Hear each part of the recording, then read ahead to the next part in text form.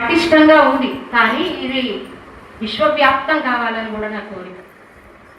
అంత గొప్ప సంకల్పం వీళ్ళు చేశారు. రామోత్సవం అనేది ఒక్కరి ఉత్సవం కాదు, అది విశ్వం అంతా కూడా ఆనందించే ఉత్సవమే రామోత్సవం. శ్రీరాముల వారి యొక్క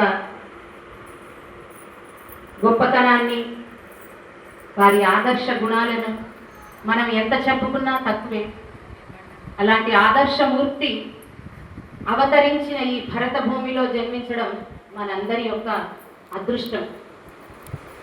అలాంటి గొప్ప అదృష్టాన్ని పొందిన మనం నిజంగా మనకు భౌతికమైన సంపదల కన్నా ఆధ్యాత్మిక సంపద చాలా గొప్పది. అది మనని ఎప్పటికైనా శాశ్వతమైన ఆనందానికి దగ్గర చేస్తుంది. కాబట్టి ఈరోజు మనము ఎంతో అదృష్టవంతులం.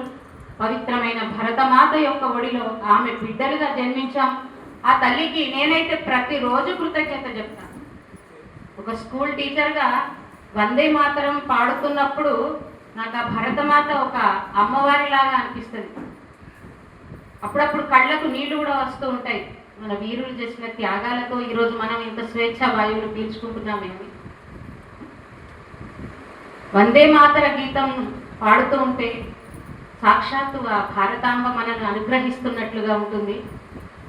ఆ మట్టిని తీసి రోజు మనం ఇంత మన మస్తకాలపై చల్లుకొని పునీతులం కావాలి. అంత గొప్ప భూమి.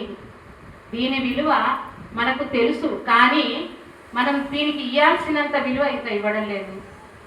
తప్పకుండా మనము మన ఇతిహాసాల వల్ల, మన సంస్కృతిని మనం మళ్ళీ గౌరవించుకోవడం వల్ల ఆ విలువలను మనం తెచ్చుకొని మనకే కాదు, మనకు వచ్చే ముందు తరాల వారికి కూడా ఇది మనం అందించడం మన ధర్మం. కాబట్టి దానికోసం మనం అందరం తప్పకుండా కృషి చేయాలి.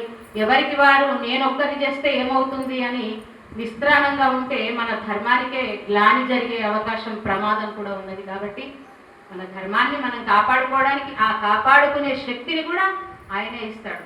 కాబట్టి మనం సంకల్పం చేస్తే ఒక అడుగు మనం వేస్తే 10 అడుగులు ఆయన మనను ముందరికి తీసుకొని వెళ్తాడు. కాబట్టి అటువంటి గొప్ప సంకల్పం వీళ్ళు చేసినందుకు వీళ్ళని అభినందిస్తూ ఈరోజు ఆ అవతార పురుషుడైనటువంటి రామచంద్రమూర్తి గురించి మాట్లాడడానికి నేను సాహసం చేస్తున్నాను. నిజంగా ఆ పరమ పురుషుడు సాక్షాత్ పరబ్రహ్మ స్వరూపమైన ఆయన గురించి 1000 తలలున్న ఆదిశేషుడే వర్ణించలేడట. సో మామూలు మానవులం మనం ఎంత వాళ్ళమని అనేక మంది కవులు తమ రచనల్లో తెలపడం జరిగింది.